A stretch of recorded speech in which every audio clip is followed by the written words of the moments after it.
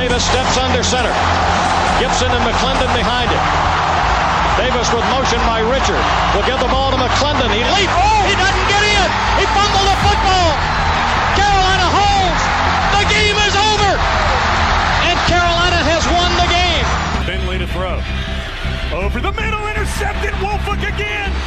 Wolford the other way at the 30, the 40. Wolford to midfield. Miles Wolford with the pick, the heels on the doorstep of an enormous victory. Left side of the line. Hood standing to Williams' right. Williams gonna throw. One-on-one. Davis has it. Touchdown. Carolina wins. Carolina is the Coastal Division champion. Bernard fields it at the 26. Heading to the far side. Gio at the 35. Gio is at the 50. No, he's not. Yes, he is. Gio is going to take it for a touchdown. Are you kidding me? Connor Barth for the possible win. Snap, spot, kick away, high enough, long enough. It's good! It's good!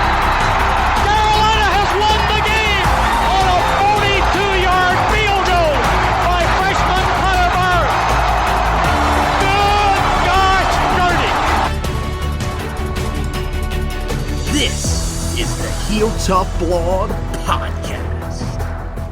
Hey guys, and welcome into another edition of the Heel Tough Blog Podcast. We are back, and we are here to update you on what the Tar Heels are doing on the 2021 recruiting trail. And boy, it has been fun over the last couple of weeks, and it all came to a culmination on Friday afternoon when the Tar Heels landed the commitment of Drake Maye, ended up flipping him from Alabama, and that's where we're going to start tonight right away. Just get into Drake Maye and what he means for the Tar Heels in this 2021 class. And boy, Zack, we are just a few years removed from being in a quarterback room that really just wasn't all that strong. You had guys with a lot of upside like Cade Fortin and Jace Ruder, but I mean, you got to remember just a few years ago, Nathan Elliott was our starting quarterback. Chaz Surratt was a guy that just could never seem to build off of what we saw from him in high school. Now, this quarterback room sits in a completely different spot with a guy in Sam Howell that's already established, a guy in Jacoby Criswell who's going to come in this year, and we expect to compete for that backup job with Jace Ruder, and looks like he has the tools to be very successful in this offense. And now they have got the prize gem in the 2021 recruiting class from the state of North Carolina in Drake Maye, who's there. So just how sensational in your mind is this turnaround from where this team was just a couple of years ago to where they're at now at the quarterback position? Well, I think, as you mentioned on the whole, I mean, you look where the quarterback room and where the team talent level was, even if you want to go, and spread it out to the entire team, you've seen a drastic turnaround just through the past few recruiting classes, not only this one in the 2021 class, finishing up the 2019 class and the 2020 class, and you see the impact that the Mac Brown hire has had. And, you and I have both been mentioning that nonstop as we've gone through the podcast, specifically the recruiting podcast, and it's really been, one of the biggest impacts that we've seen from this hire, and it kind of culminated tonight, for Drake Maye. And I think not only, speaking on the quarterback room and the talent pool as a whole for the program, but I think you look at Drake specifically, you have a player that was a very specific legacy. So people are going to mention that, but it was, a prospect early on that really wanted to, go out and go to a bigger, what they call, quote unquote, a football school, wanted to go to,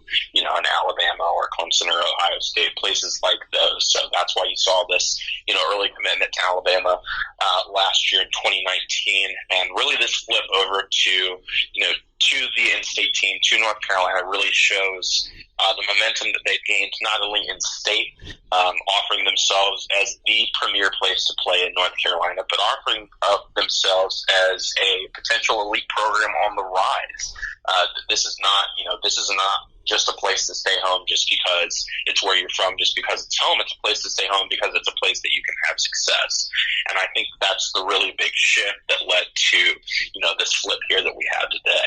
Well, I like that you're mentioning that because we kind of talked about it. Me and Josh did just a couple of weeks earlier here on the podcast when we did an episode, and we're mentioning, there was a fan that said, "Can Carolina win a national championship?" Someone responded, "No chance." It wasn't a Tar Heel fan; it was someone else, and that kind of led to a debate. And one of the things that's really interesting, I listened to the Cover 2 podcast, which is a podcast that's done by Athlon Sports, and they always like to bring up, when it comes to championship pedigree, one of the biggest things that you have to be able to do is recruit at an elite level. And for a while there, Carolina was recruiting on a good level, but they were not recruiting on an elite level. 2020 was a great start, and it definitely looks like Carolina is starting to get into that area. This 2021 class, I think right now, is starting to show that Carolina's got a real chance here. They've been dubbed as a sleeping giant for many years, and I made the comparison to a team like Oregon is what I could eventually see them becoming.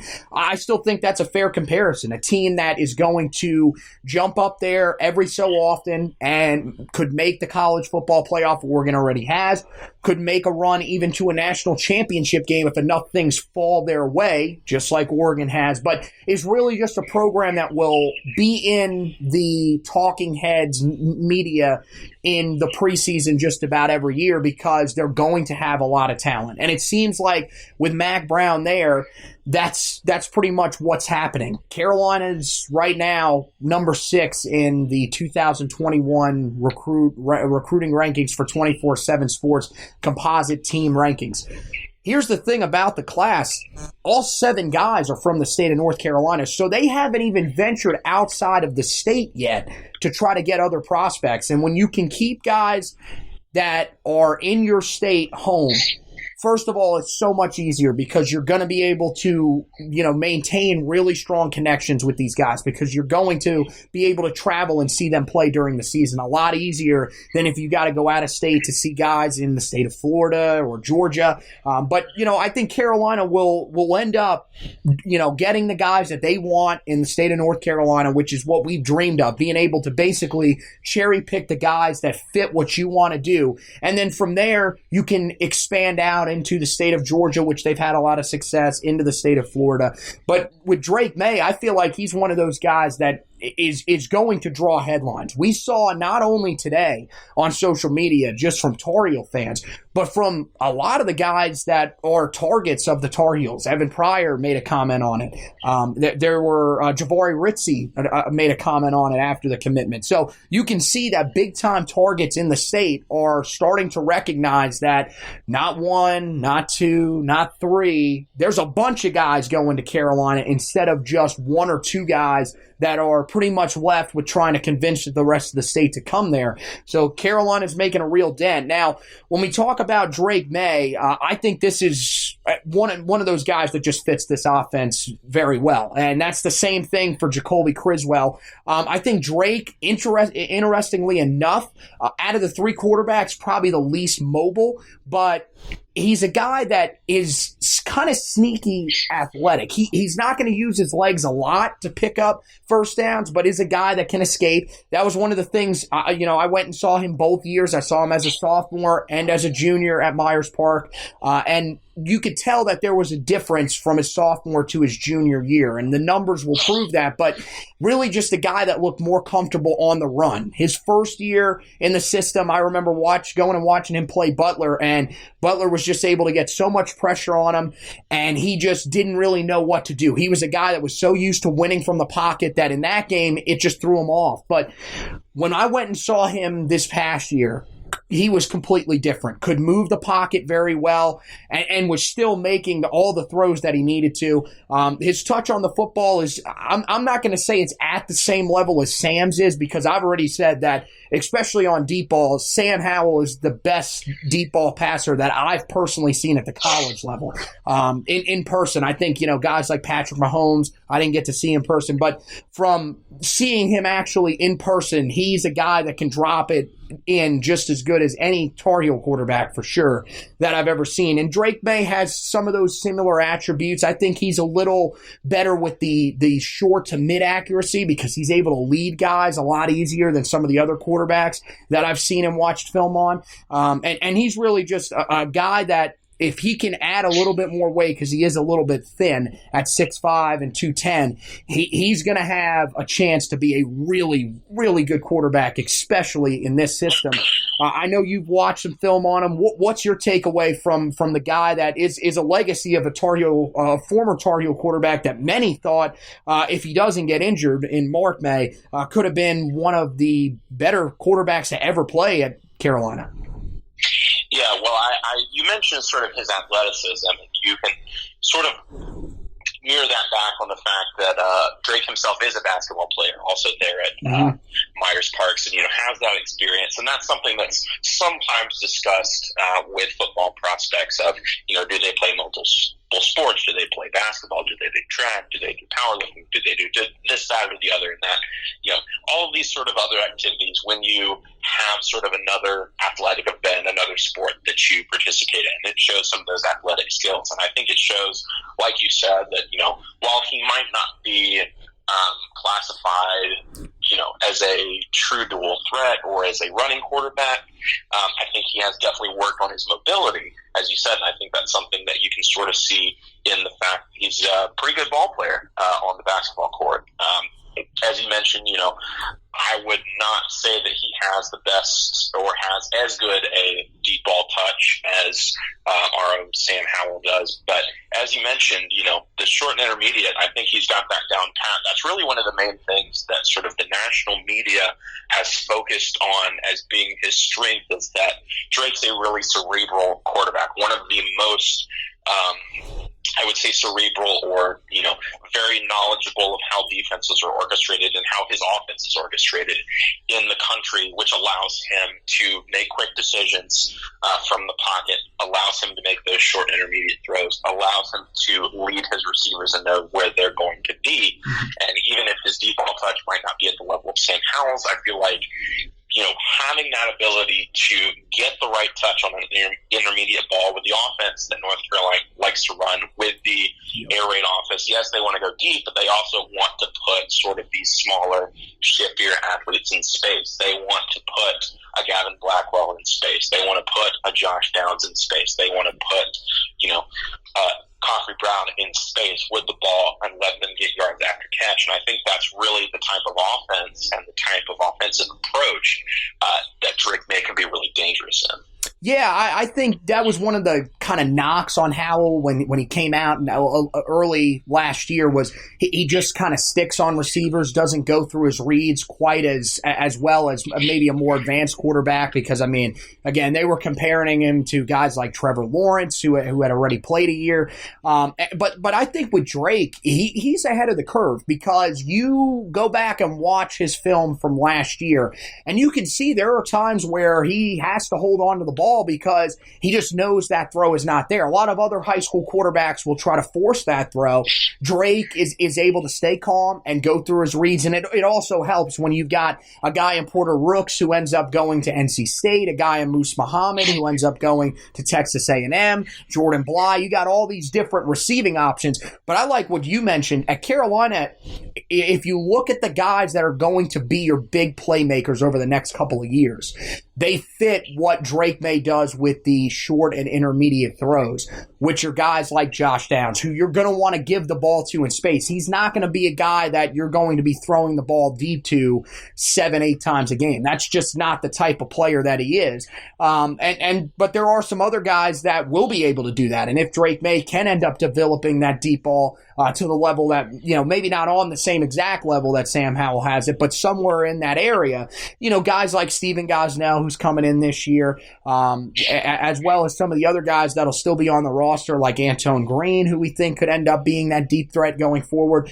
It could still help to have those guys out there and give Drake Maye that option to be able to go deep. And I think, the sky's kind of the limit for him, because the fact that he came in as a sophomore and did what he did at the 4A level in the state of North Carolina, leading a Myers Park team who had really given people a lot of hope over the prior 2 years, and to take them to the level where they're at now, where each of the past 2 years they've fallen short of going to a state championship game, and they're actually a little disappointed. A lot of the fan base is that the fact that they haven't been able to reach there. Still happy with where they're at, because he almost has, I'm not going to say he's done it single-handedly, but he has been the guy that will be the face of what is revitalizing a dormant football program here in Charlotte. And, just look at his stats. In 13 games this past year, Maye threw for 3,512 yards, 50 touchdowns, just 2 interceptions, while completing 72.4% of his passes. That helped him earn Gatorade Player of the Year in the state of North Carolina, and also all-conference honors, as well as all observer honors for the Charlotte area. And look, his numbers his sophomore year, weren't far off. Throw for 3,201 yards, 36 touchdowns, and just 5 interceptions as he earned all conference honors yet again. So this is a guy that is looks like he's just going to keep getting better. And I'm really intrigued to get out and see what he's going to do his senior year at Myers Park. But at this point, Carolina is just picking them up and knocking them down in the state of North Carolina. And this is a big one. And I don't know about you, but I feel like not only is this big to land a quarterback commit in this class, I think guys that may have been on the fence now, if they were on the fence, guys like Evan Pryor, who we think is getting close to a decision, a guy like Javari Ritzy, who is kind of, most people believe, down to North Carolina and NC State. I think this is going to help Carolina a lot with guys like that, because they're going to see, man, Carolina is bringing in now the best quarterback in the state, one of the best players in the entire country. I think this could have some big reverberations here over the next couple of weeks. Yeah, I absolutely agree. And I think that when you get a guy like that, usually when you're building a recruiting class, you want to have, if you're going to have a ringleader of the entire class or even just from the offensive class, you want it to be your quarterback. The quarterback, generally speaking, is the leader of your team, is the leader of your offense, and there's not really one that's a better choice specifically for this North Carolina program. Guy from the state of North Carolina, legacy prospect. You almost couldn't write this better. It's just so, it fits so perfectly. And I think, like you said, it's a situation in which a lot of guys are going to look and say, hey, that's a guy I want to play with. That's a guy, that I've seen play in high school. It's a guy that I have played with or against in, 7-on-7 and things along those lines. So I think, running backs, wide receivers, tight ends that have been targeted, maybe not that are closer decisions or on the fence, even some that, I'm still open right now, it can push up that decision timeline. So I think that there is definitely a significant chance that Drake Maye's commitment could have a domino effect in how UNC really pursues its offensive recruiting going forward over the next few months going into the 2020 season. And so, we talked about it. Drake Maye now the headliner in the class. But, of course, there is other reasons why this class is as high as they are ranked right now, which is 6th in the country. And, of course, there have been a ton of commits since we were last able to get on here because of just some crazy work schedules and everything like that. But it started when Power Eccles committed just a couple of, now probably about a month ago now, actually more than a month ago, back on January 25th. And Power Eccles, look, special guy. We talked about him on this podcast when we were breaking down our top 10 guys that we thought we needed to get into Carolina in the 2021 class. And He was our number one guy. He was my number one guy. No, he was your number two guy. That's right. You had Ra Dilworth up there at number one. But, I mean, this is a guy that's a special player. You want to talk about just a guy that plays with his hair on fire. I mean, he's everywhere on the field. At Carolina, to bring him in, to bring in a guy that many people in this area, in the Charlotte area, say that he might end up being, when it's all said and done after his senior year, the best prep linebacker that maybe has ever played in this area. This is one of those ones that when they landed this commitment, I figured that this would have a big effect. And as we'll find out here soon enough when we talk about the other guys, it really did. What was your initial thoughts on Power Echols' commitment? And I'm assuming now it's probably standing in about the same area as he actually has started to climb some of the recruiting rankings throughout the country. Yeah, and like you said, I mean, he was very high up our board in terms of guys that we really wanted Carolina to land. With this, one of the premier inside linebackers in the country, like you said, really just a guy that will go out and get you double-digit tackles in a game on a consistent basis and has done so at the high school level. With guys, getting older, you'll see, I believe Chaz Surratt will be a senior this year. Mm-hmm. Jeremiah Gimmel, a junior. There's going to be openings there, and really you couldn't ask for a better guy in that competition. Power Echols, not saying he's going to come in and win the job. I want to make sure that that's clear, but you cannot find a better talent and inside linebacker in the state of North Carolina, right, in my opinion, or pure inside linebacker, I should say. It's really just, like you said, they're talking about this guy as one of the best ever in the Charlotte area at the position.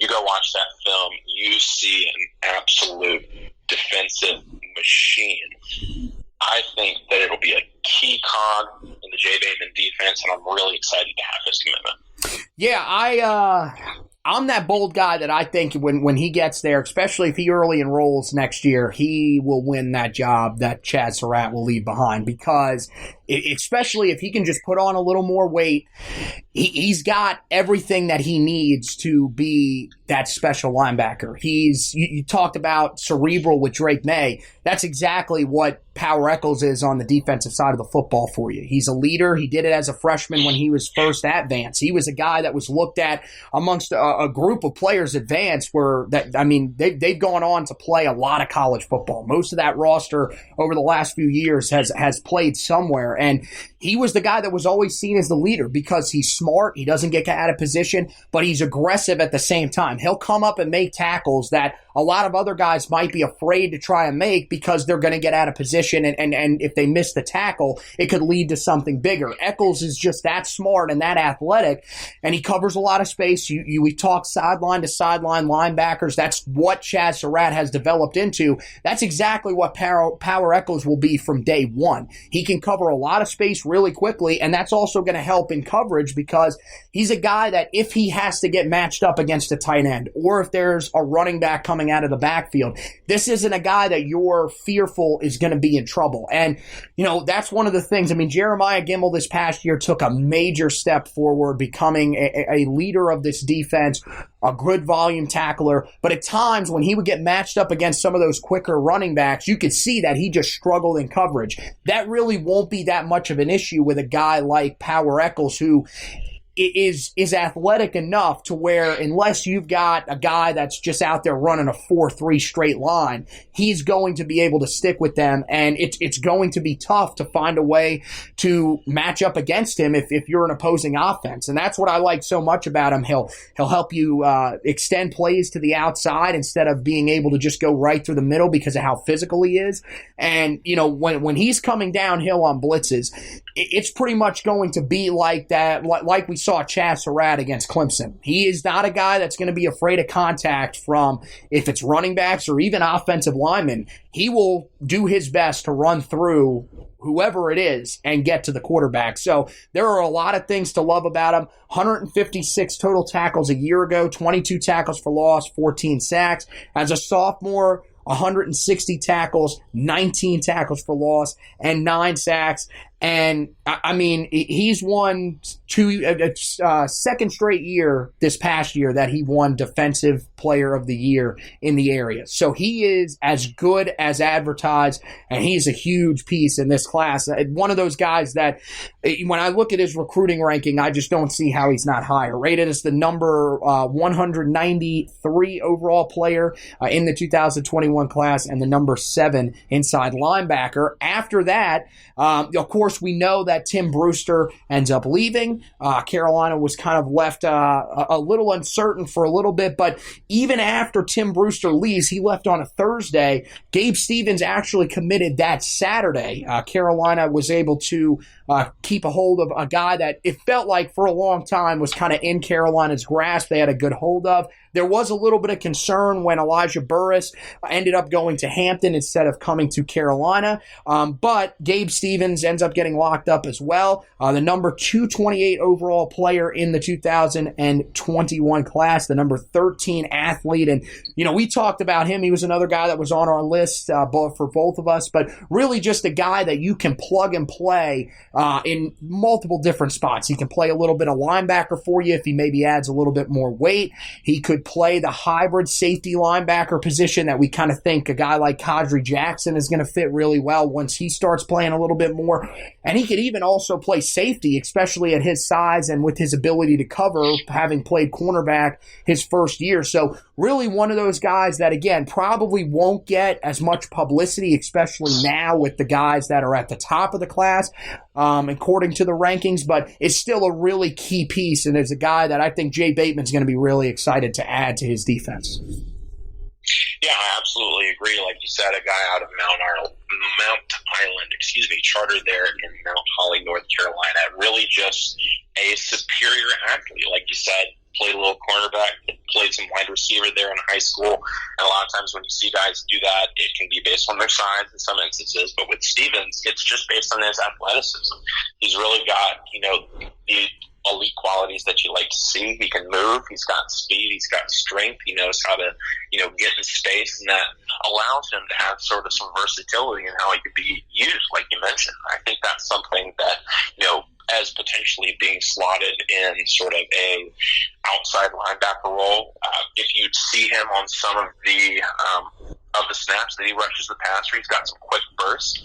Maybe doesn't have those pass rushing moves that you'd see from a guy that's played a little bit more at, defensive end or at rush linebacker or something like that, just because he's had that versatility. But he's got quick bursts, like you mentioned, because he has that corner and safety ability. He can drop back into coverage. He can play some linebacker, and he's really got a frame that, if you want to put him back there at safety, he would do well back there. He's got some ability in coverage. So really just a guy that I think his best attribute right now is his versatility. And that's really, as we've discussed on multiple occasions, versatility is the name of the game in the Jay Bateman defense. So really a guy I think that the UNC staff is excited about, really a guy that they want to use as a defensive weapon.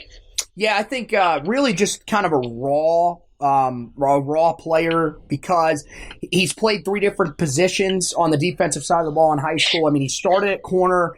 His sophomore year moved to really more of not an inside linebacker role. He was still an outside linebacker, but really wasn't rushing the passer. But then this past year turned into a pass rusher off the edge. And, I think it's interesting what you said. I mean, he's able to get in there and really affect plays. I wonder if that was in part because, you're going up against offensive tackles, especially Mount Island's a 1A school, so it's a little bit smaller. You're going up against offensive tackles that just are not used to playing against any sort of speed like that, but is still a physical enough guy that I think, you can't discount the fact that he is able to play that position, especially at his size. He has to be able to work against some of these offensive tackles that are athletic and can find a way to cause him some issues, and he's done that. So I think that he's one of those guys that we just don't really know exactly where he's going to land right now. That's going to be one where we're going to see what kind of weight they try to add to him. But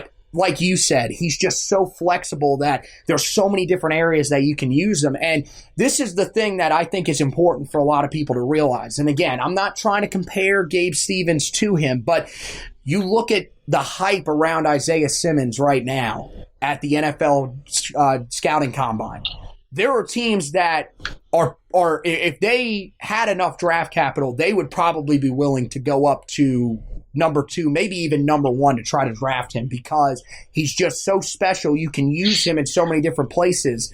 And I think this is what's going to end up becoming the fad for teams to try to find on the defensive side of the football because you've got these guys that now can run ridiculous 40s at wide receiver. You got guys like Tyreek Hill who can go out there and in the blink of an eye change a game. He did it in the Super Bowl. So I feel like that's what every level of football is going to be looking for now. Those extremely versatile guys that can play anywhere, that can stick with these faster receivers, that can play multiple positions on your defense and if you're needed to. And I think that's exactly what Gabe Stevens will be able to do. So we'll see what he ends up becoming, but is definitely a guy that I think Carolina fans should be excited about with the prospects of what he could become.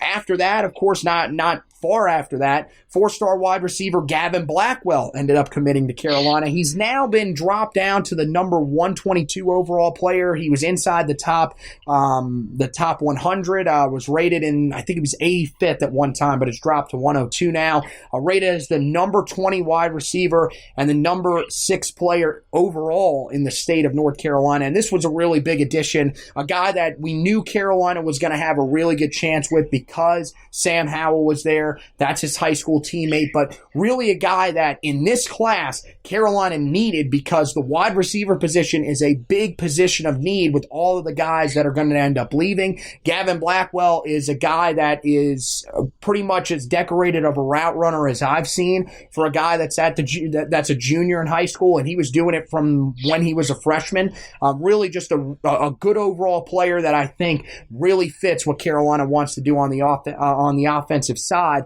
I'm assuming that you were also pretty thrilled that Carolina was getting a guy that not only has familiarity with the current Tar Heel quarterback, but is a guy that, because of just where he's at, could be an early impact player next year.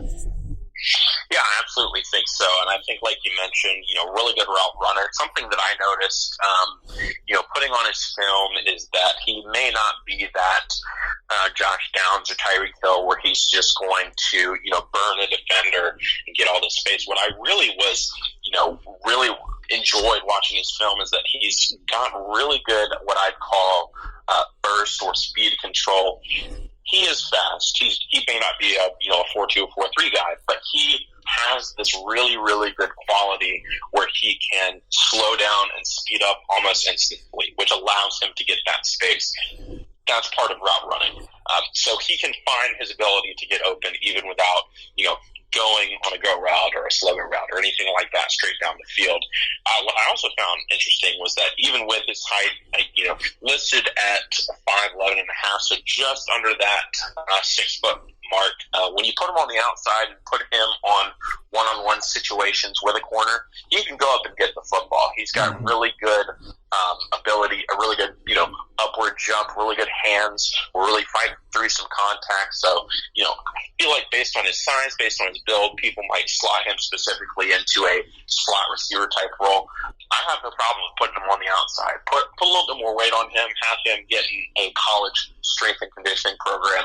Watch out. He could be a really dangerous, outside receiver, move inside at times, but really just a versatile wide receiver and a guy that I think is pretty already advanced in his craft. And, of course, like you mentioned, there at Sun Valley, so has some relationship with current quarterback Sam Howell. So always good to get guys that are teammates, always good to build that community. So just an overall good guy to be excited about becoming a future Tar Heel. Yeah, I agree. I mean, his size I think is definitely a little misleading because I've seen him in person multiple times when I used to go and watch Sam, and actually called the first game of this past year for him when he was playing in the Charlotte kickoff night game against Charlotte Christian. And if you want to go back and watch a play that really is going to describe what he's going to bring to Carolina, you just go back and watch his diving touchdown grab in that game, which was not really the greatest throw. They were starting a freshman quarterback in Carson Black, who we'll probably hear a lot about going forward in the 2023 class. But it's just a guy that catches everything. And I know that, and trust me, there will be times where he's not going to be able to haul in some throws. He'll probably drop some things. That's not what we're saying, but you're right. At 5'11", it definitely shocks me whenever I watch him how well he's able to go up and get the football and fight through contact, because at 5'11", he's not a big-bodied guy either. It's not like he's just a big, bulky 5'11" guy that goes up and gets the football. He's still relatively thin. They'll probably put a little more weight on him, maybe not too much, but he's going to be one of those guys that I think just can, like you said, can be moved around anywhere. If they need him on the outside, they'll have the ability to use him on the outside. If they need him to stay inside and help him out in the slot, they can do that too. But that's, I think, what Carolina's trying to look for with Phil Longo's offense is guys that just maybe they don't match the size criteria that most people end up thinking you need on the outside, but it doesn't matter. They're looking for guys that can make impacts, and that's exactly what Gavin Blackwell can do, and I think he's going to be able to do it early. I like what you said about the speed as well. It's really just the short area speed that's kind of amazing. You think you have him contained, and all of a sudden he runs this crazy route on you, but you're just not able to stick with him because he's able to accelerate so quick in and out of his breaks. That's what's so difficult about him. And the fact that he played with Sam, I know from going out and talking to some of the coaches at Sun Valley, they ran a really complex offense. This was not an offense that people came in and, well, you're in high school, so we're going to take it easy on you. Because Sam was as advanced as he was, they knew that they were going to need to run a little more advanced offense to keep Sam from getting bored with things. And so there were a lot of different gadgets and things that they did in their offense that were a little more advanced, that were more college level. So he's going to come in prepared. He knows, he'll know the type of lingo and everything, and the connection with Howell definitely cannot be overstated. And so the last guy that we'll talk about committed just the other night. It was a late night commitment, and he's one of those guys that, you talk about someone that's been climbing boards. He has been doing just that. That's 4-star strong side defensive end Keyshawn Silver. He's the number 107 overall player in the 2021 class, the number 8 strong side defensive end. And this is huge because Carolina, we talked about them flipping Drake Maye from Alabama.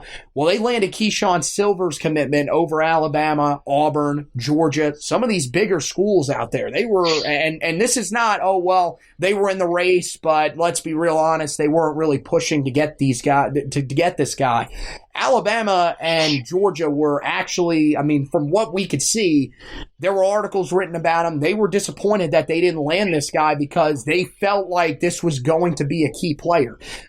He's about as good as you're going to get at the strong side defensive end position because of just how physical he is mixed with the speed off the edge. I don't know if he's quite on the same level as Desmond Evans was when we landed his commitment last year as a defensive end, but there's still a lot of things to be really excited about, and I know you were really excited the other night when they landed his commitment. What was your first overall thought around Keyshawn Silver, a guy that has gone from being a middle-of-the-road 3-star player to all of a sudden a guy that, if he does enough things when he goes out to some of these camps, could be heading into his senior year on the cusp of being a 5-star? Yeah, absolutely. And like you mentioned, this was a pretty big deal. I think it's on par with the Drake Maye commitment we saw today, and I don't say that lightly. And even when you look at the Drake Maye commitment, that was a legacy prospect. That's a piece of that you can look and say, well, his dad went here, his brother went here. That's going to play a factor in his recruitment. Where Keyshawn Silver was a guy that really, he was uncommitted. He had that national recruitment. He was being heavily pursued by these bigger name schools, was heavily involved with Florida, with Alabama, with Georgia, like you mentioned. All were vying for his commitment and made sort of a surprise commitment here to North Carolina. And I think, it really, as we've mentioned earlier, it speaks to the change that we've seen in North Carolina recruiting. Before, they're only getting some of the guys in state. Now they're getting the guys in state. And now they're getting the guys that are national recruits in the state. They're fighting off these elite programs for the guys that they want within their own backyard. And I think that's big, not only perception-wise, but specifically with Keyshawn. Keyshawn. I mean, he's an elite defensive end. Really just knows how to blend speed and power there on the outside. Has great length. Really has a good frame. Can add weight as needed to be able to use him, in multiple ways there on the defensive line. So, like you said, I mean, he's a guy that I think people are all looking out for as a guy that's going to be on the rise as the season goes on. We'll probably go to some of these camps, some of these more elite events. We'll be able to, go one-on-one with the elite offensive linemen around the country and show what he has. And the fact that he's already committed to North Carolina, I think that's a big sign. One more thing about him, and I want to pair that with what I said about Drake, is that when you build a recruiting class, you need recruiters in the class. You need peer recruiters. You need ringleaders. You need guys that are going to talk to their friends, to their teammates, to the guys that they're competing against. North Carolina is the place that you're going to be. And already, talking about his commitment to North Carolina, Keyshawn has been very vocal of, we're going to recruit in the state. We're going to make this the best class possible. We're going to go get all these guys. We're going to recruit the Evan Pryors. We're going to recruit the Micah Crowells. We're going to recruit the Will Shipleys or what have you. They're going to go after those guys. So I think having guys like this having guys that are national recruits, that are elite prospects, that are well respected within the state, I think that's going to be huge not only in this class, but it's going to be huge in establishing the culture of the UNC program going forward. Yeah, I mean, you threw on the film of him, and again, I think that maybe because of the level that he played at, it's honestly just, people wonder at the prep level, maybe he's just a little bit faster, stronger than everybody. But, I mean, he's just dominant when you watch him. And this past year as a junior, it's amazing.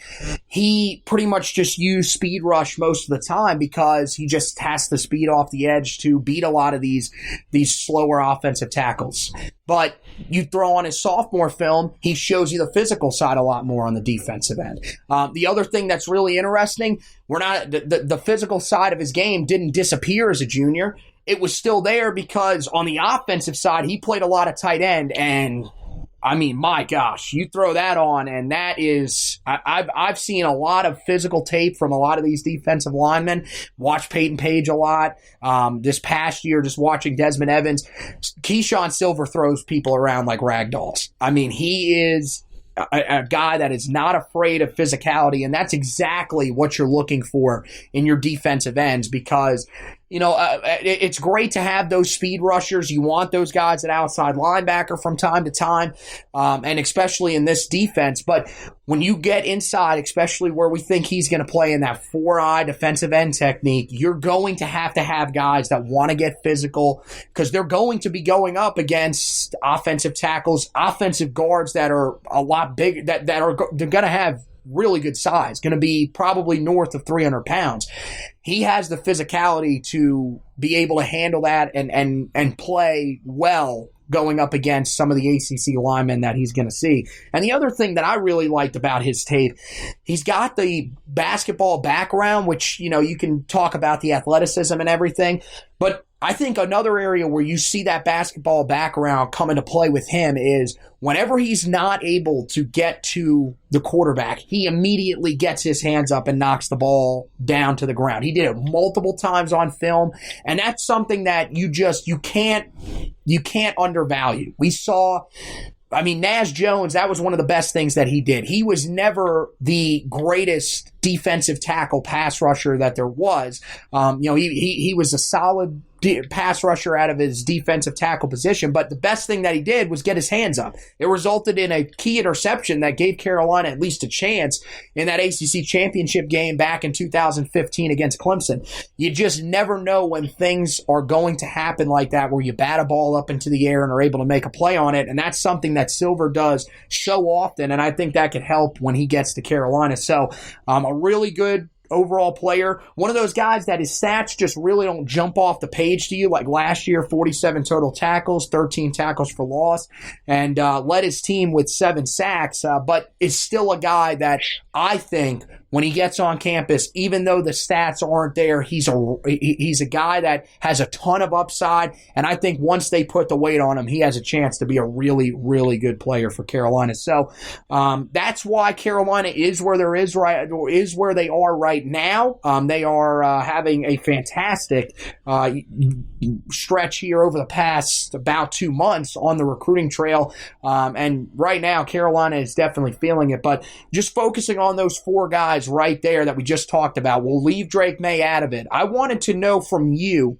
which one of these commitments do you think is the biggest out of the 4? I mean, they're all big. We all know that they're a significant part of this class and of what this team is eventually going to be. Want to make sure that people don't think that's what we're saying, that one guy, that guys aren't important.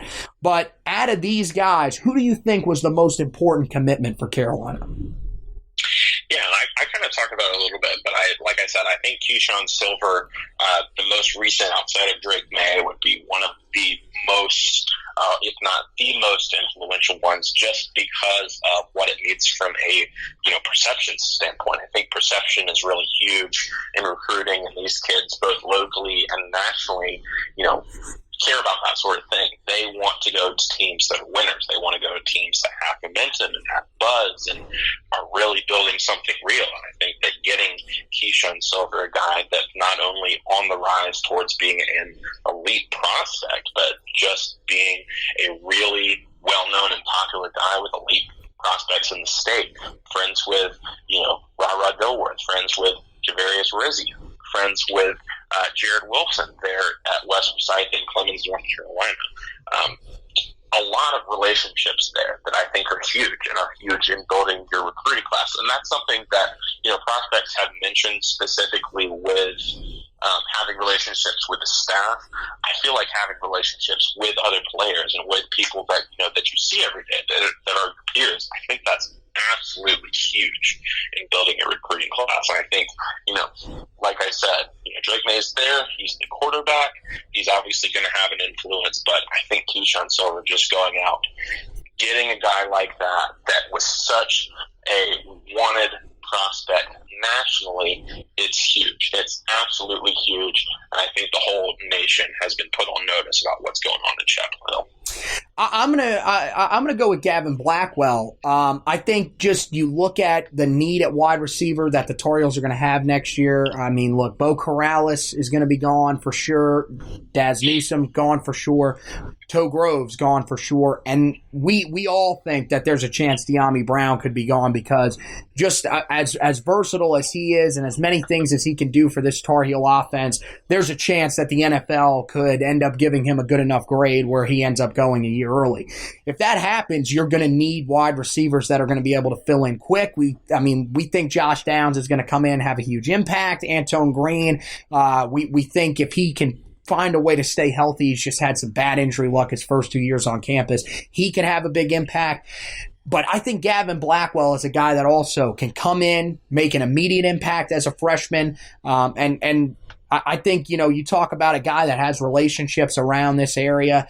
He's got that relationship with Evan Pryor that I think just continues to grow stronger and stronger. And I'm assuming that he's also got some good relationships with some of these other guys. He's one of the reasons that Drake Maye, I think, is currently committed to the Tar Heels as well. He has a relationship with him and I think was able to kind of stay on that. And, I think that's why if I had to lean out of the 4 guys outside of Drake Maye, I think I would go with him, but it's close. All of these guys matter, like we talked about. I mean, I told you when we were going through the list of the most important prospects in this 2021 class, I told you that I thought Power Echols was probably the best player in the state. No one was just giving him the credit. So everybody that they've landed so far has their own role in why this class is going to be so important for Carolina football, and it's great to be a part of it right now. So I think that's going to wrap it up. Any other little tidbits or anything that you want to talk about before we get out of here on the recruiting front? Yeah, I think just overall, I do want to repeat, it's a great time to be a Tar Heel, and specifically a great time to be a UNC football fan. As you mentioned, you reflect back on where they were in the past, where they've been, in the quarterback room, in the team as a whole, in recruiting, and you just look and see where it's come to. It really just, reiterates what we've said over the past few months of there was not a better man for this job than Mack Brown. I still believe that. I'll still say that today. There was really not a head coach that was more suited to take over the UNC program than Mack Brown, and you've seen the results. You've seen them last season, and you're seeing them now on the recruiting front. I think it'll only continue. All right, so we'll head to the 40-yard dash to shut this podcast down.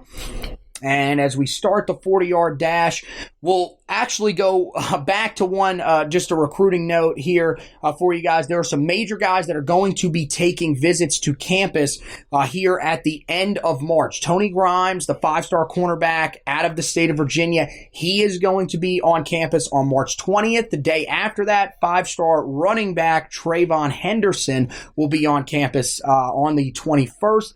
And then James Blackstrain, the wide receiver, the 4-star wide receiver from the state of Florida, he will be on campus March 27th through March 29th. So some big names starting to sort of realize what's going on at Carolina. Now they're heading to campus as well. So although we've got 7 guys committed in this class, all of them from the state of North Carolina, I think that we're going to start to see some of these out-of-state guys taking notice as well. And you'll start to see some of those guys really ramping up the visits to Chapel Hill to get a look and see if they feel like they fit there. And of course, we'll keep you updated on all of the news around all of those guys as well. Meanwhile, the Coleman family donated $15 million the other day and had the practice facility named after their late father and ex-Tar Heel football player Bill Coleman. The donation will go towards helping student athletes in their time on campus and on the field, as well as once they graduate. This directly from the Go Heels website and a official statement from the program announcing exactly where the money will go. Programming will center around preparing student athletes for their college career and beyond through academic assessment, study and learning preparation skills, leadership development, community involvement, and career opportunities. So really just something to help Carolina student athletes while they're on campus and when they get off in their postgraduate lives as well. So we thank the Coleman family, and now it will officially be named the Bill Coleman Practice Facility. That's where the Tar Heels will hold their practices throughout the spring, which of course starts on March 17th. Unfortunately, 12 guys will miss spring due to injuries, and 2 more will be limited. Some of the guys that headline that list, Patrice Renee, Cameron Kelly, they will both sit out, as well as Jaleel Taylor, a really big one there. And of course, we got an article online where you guys can go and read about all of the guys that will be out, what those impacts will hold. And then, of course, we're going to have you covered as we get closer and closer to spring camp with all of the storylines that you need to keep an eye on, the position battles to keep an eye on, as well as the guys to keep an eye on. One of those guys that you might be wanting to keep an eye on is Sim Richards.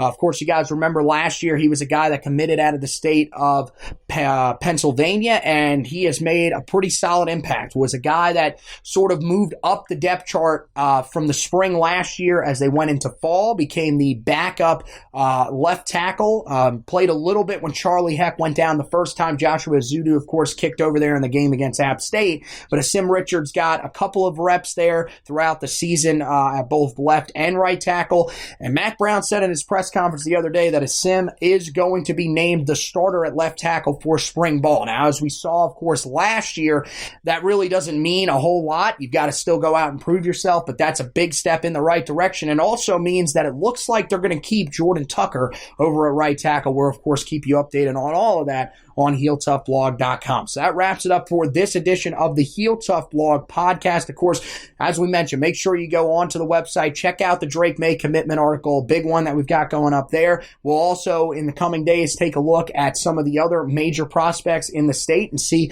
who should be on Carolina's radar next to try to add to this 2021 class. And then, of course, we will have you covered with everything that you need to know for spring ball when it starts on March 17th all the way up until it ends on April 18th. 15th with the spring game. A lot of great stuff that's going to be coming out of there. And of course, we'll be going back on here on the podcast and having on guys like Lee Pace, like Pat James, like Jacob Turner, all those types of guys that will come in and help you get through spring ball and give you all the information that you need to know. Also, make sure if you're on the website, you're checking out the basketball coverage because we've got a huge game coming up this weekend against Duke. It is the second matchup of the season, this time in Cameron. We'll have you covered with everything from the preview to the recap to my analysis of the game. And then, of course, we'll turn our focus to the ACC tournament as Carolina tries to make a historic run and find their way into the NCAA tournament in what has been a down year for Carolina, but could all turn around if they're able to do that. Of course, we have some baseball coverage as well. Key series against Notre Dame. The baseball team dropped the first game of the weekend today, but they'll try to find a way to rally and still take the series against Notre Dame. We'll have you covered with all that as well. HeelToughBlog.com. Of course, with this podcast, make sure you rate, review, and subscribe to the podcast so you can tell us how we're doing. And also, you won't miss an episode because we are going to start ramping it back up here as we start to get into spring practice, hoping to get a lot more guests on as well, because after spring practice, we'll start getting into sort of what they call the magazine season, the preseason, where we'll have a lot of our guys on. We hope to get Brett Ciencia of Pick Six Previews back on this year. Phil Steele has been a guy we've had on the last 2 years. Going to try to get him back on. Stephen Lassen of Athlon Sports. So there's going to be a lot of great talk in the offseason as we get you prepared for what should be an unbelievable 2020 season to be a part of for Carolina football. So for Zack Hubbard, I'm Anthony Pagnotta saying so long. Thank you guys for listening to this edition of the podcast. And as always, go Tar Heels.